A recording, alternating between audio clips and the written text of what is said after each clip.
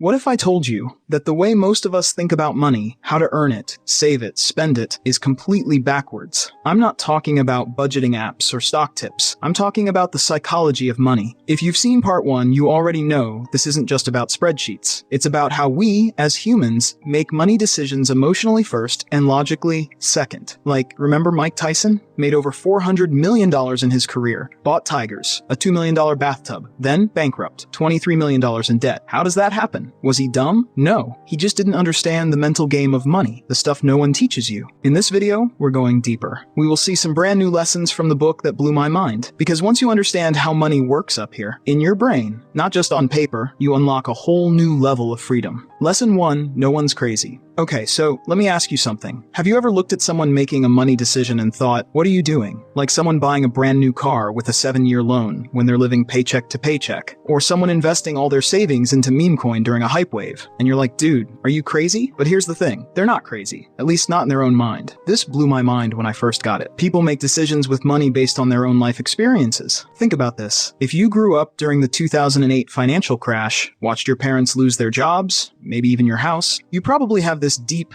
almost emotional reaction to the word stocks. You might avoid investing completely, even if it makes sense now. Meanwhile, someone who saw Bitcoin go from $500 to $60,000 feels like crypto is the smartest bet ever. Between 1920 and 2020, the US stock market returned an average of about 10% per year. That's insanely good long term. But during that same time, people lived through the Great Depression, World Wars, oil crises, 9/11, the dot-com crash, 2008, and COVID. So yeah, on a graph it looks smooth. In real life, it felt like chaos. So if someone is hoarding cash under their mattress or refusing to invest in the market, it's not because they're dumb. It's because they remember pain. Maybe their grandpa lost everything in 29. Maybe their job got wiped in the pandemic. Their money story is built on fear. Yours might be built on optimism. And neither one is crazy. Once you realize no one's crazy, you stop judging people's money choices and start understanding them. And even better, you start forgiving yourself for your own weird money habits. You stop beating yourself up for why you didn't invest earlier, or why you overspent during your 20s. You were just reacting to what the world taught you at the time. I mean, when I first got my paycheck from my first real job, I blew it all on sneakers, video games, and takeout. Not because I was irresponsible, but because growing up, money was tight. And now that I finally had a little bit of it, I wanted to feel free, like I could finally enjoy life. Was it smart? No. Was it logical? Probably not. Everyone's financial behavior makes perfect sense to them. So if someone else's choices look ridiculous to you, just remember, you're not seeing their full story, you're just seeing the result. Lesson 2, you and me are playing different games. Alright, quick question. Have you ever scrolled through Twitter or watched someone on YouTube making some wild investment move and thought, wait, am I doing this wrong? Like you see some 22-year-old throwing money into meme stocks or someone YOLOing their life savings into crypto, and for a second you're like, maybe I should be doing that too. Here's where it gets interesting. You're probably not even playing the same game as them, and that's one of the biggest reasons people make dumb money moves. They copy players from a totally different field. Think about it like this. Imagine you're at a poker table in Vegas. Some people are tourists, just playing for fun. They've got $200 they're willing to lose. Then there's a pro. This is how they make a living. They've studied the game, they've got a strategy, they're thinking 10 moves ahead. And then there's that guy who's just drunk, doesn't know the rules, and is going all in every hand like it's blackjack. Now imagine you're watching from across the room, and you try to copy that drunk guy because he won one hand. That's what most people are doing when they see viral finance content online. They're mimicking players who aren't even in their league, in a game that isn't even theirs. Even inside your friend circle, some might be saving for retirement, some trying to buy a house, others just stacking cash for a 3-month Euro trip. So why would you all follow the same money advice? This lesson right here, once you get it, you stop being distracted by noise. You gotta know what game you're playing. Are you trying to build wealth slowly and safely, or are you trying to triple your money in 3 months? And once you're clear on that, everything else becomes way easier. You're not swayed by hype. You're not stressed by volatility, because you're not playing their game. You're playing yours. That's why sometimes the best financial advice is just ignore them. They're not you. Lesson 3, the greed trap. There's this story about Rajaratnam, a billionaire hedge fund guy. He was already worth hundreds of millions, set for life. Private jets, mega mansions, the works. But he got caught in one of the biggest insider trading scandals ever. Why? He wanted more. Not needed. Wanted. At that level, money doesn't even change your lifestyle anymore. It's just scoreboard ego.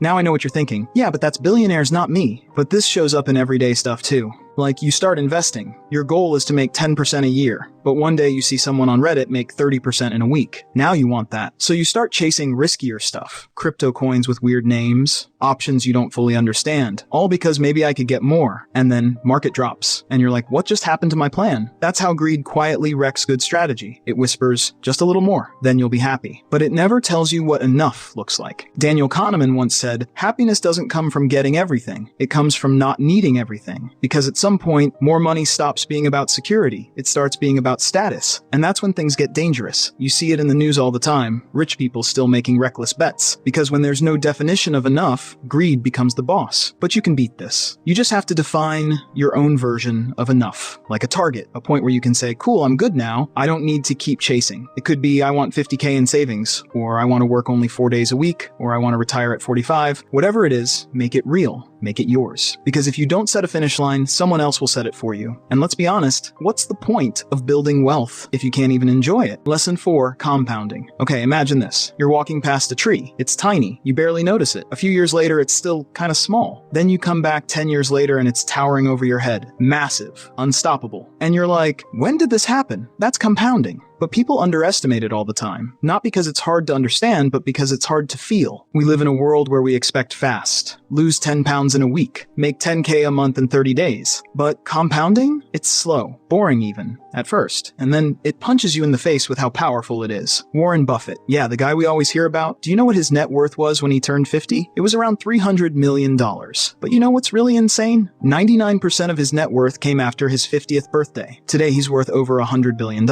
Because he stayed in the game long enough for compounding to do its magic. But here's why this messes with people. We're wired to think in linear terms, not exponential. So when you save a bit and your investments grow a little and then a little more, it's like, okay, cool, I made $50 this month, great. And your brain goes, this is doing nothing. Let me buy a new phone instead. But what you don't see is that those tiny, boring steps, they're laying the foundation